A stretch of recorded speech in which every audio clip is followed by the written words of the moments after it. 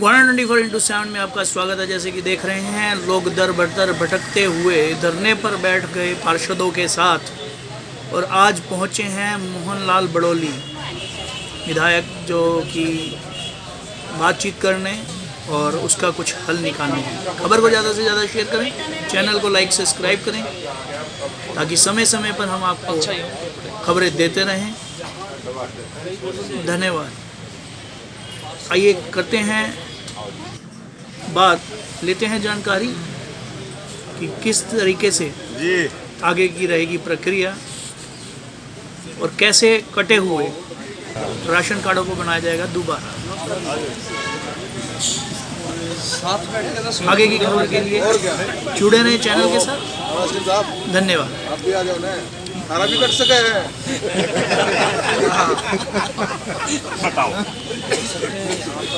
सारी facility card से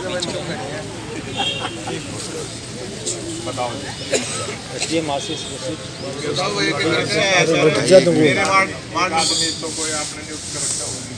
बताओ एक समस्या बताओ, फिर दूसरा बताओ, फिर शुरू करो एक वो हैंडीकैप भी है खुद और उसका बेटा भी हैंडीकैप है, उसका भी बीपीएल कार्ड कटा हुआ है सर।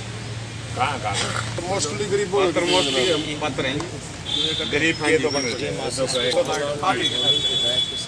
आपका सबसे पहला फर्ज ये है कि जिसकी भी शिकायत के लिए ना उसका पूरा रिकॉर्ड आपके हाथ में एसडीएम सर हम ले रहे हैं। थोड़ा सा ये तो इधर आ जाओ। बोला था कि जिसका भी गलत कटा है, गलत एंट्री हुई है, वो अपना ऑप्शन डालते 35 दिन में एक रूल बना सर कि 35 दिन में हम ठीक करेंगे।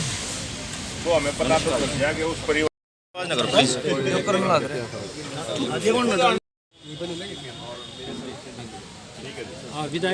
समस्याएं इतनी सामने आ रही हैं, उसके बावजूद समाधान नहीं हो रहा है। क्या गरीब आदमी ऐसे ही भटकता रहेगा?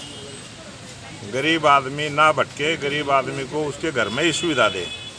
इसीलिए हमारी सरकार ने ये सारी पॉलिसियाँ बनाई हैं और गरीब आदमी को घर में बैठे ही हुए सुविधा सारी देने का काम हमारी सरकार के द्वारा हो रहा है। विधायक जी, आप कह रहे हैं कि सभी सुविधाएं देने का काम सरकार कर रही है, लेकिन उसके बावजूद गरीबों के जो कार्ड हैं वो कटे हुए हैं और अमीरों के बने हुए हैं।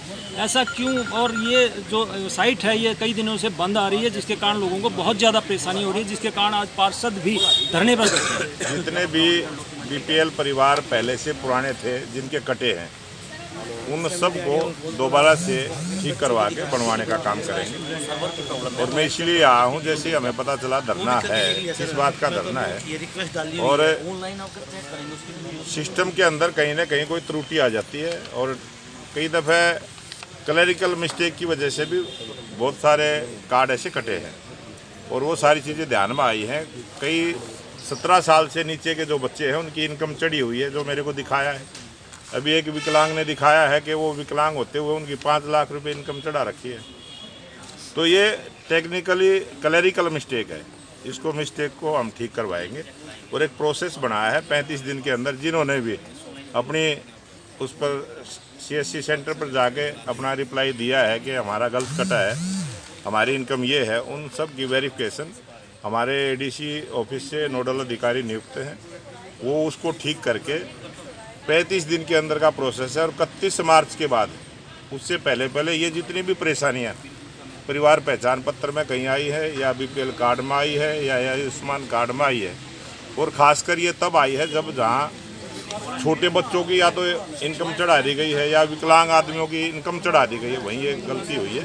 उसको ठीक करवा के वेरिफिकेशन करवा के जो सक्षम में हमारे बच्चे काम करते हैं उन सब की ड्यूटी लगा के तेज गति के साथ हम काम को। 2 शिकायतें जो जैसा मेरे को बताया गया है, अभी यहीं पर बताया है कि कुछ सीएससी सेंटर वाले गलत तरीके से ज़्यादा पैसे लेके और वो कुछ ऐसा कर रहे हैं, रेंडमली उनको चेक करवाएंगे और एसडीएम साहब की ड्यूटी लगा दी है कि वो डेली 10 सीएससी सेंटरों को चेक करवाएंगे और फिर भी कोई करेगा तो उसके साथ सख्त कार्रवाई करेंगे। अच्छा बजट हरियाणा प्रदेश का पेश होगा और जिस प्रकार से सभी वर्गों के साथ सलाह मशवरा हुआ है, सभी से बातचीत की है और सब ने अपने अपने विचार दिए हैं। प्रत्येक डिपार्टमेंट के अधिकारियों से बातचीत की है।